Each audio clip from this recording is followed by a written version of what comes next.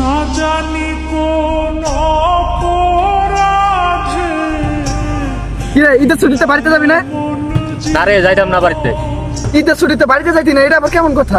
ঈদের ছুটিতে সবাই বাড়িতে গেলে এই সুযোগে আমি ঘুমটা ক্লিয়ার করে নেবো, জানিস তো ঘুমটাই হয় না। ঘুমে উল্টে এলাবি, এই ঘুমের কারণে তোর বাপমার সাথে ঈদ করবি না? তাই কে রে?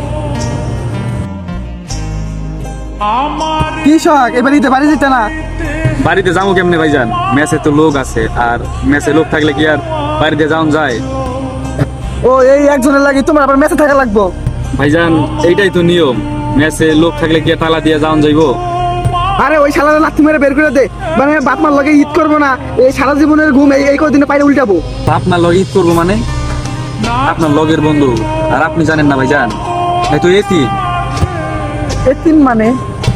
জি ভাইজান, আর তো কেউ নাই আমার জানার মধ্যে, আর কোনো আত্মীয় স্বজনও নাই। লেখাপড়া শেষ কইরা এনে আইসা চাকরি নিছে। কিরে তুই বাড়িতে যাইতি না? না যাইতাম না, আম্মা তোর সাথে করে নিয়ে যেতে কইছে। কার আম্মা? কার আম্মা আবার? তোর আম্মা। কার আম্মা? আমার তো আম্মাই নাই। তোর আম্মা নাই মানে আমার আম্মা হইলে তোর আম্মা।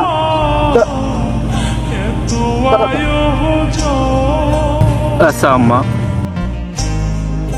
আমারে ডুবাইতে তুই আমার ভাই,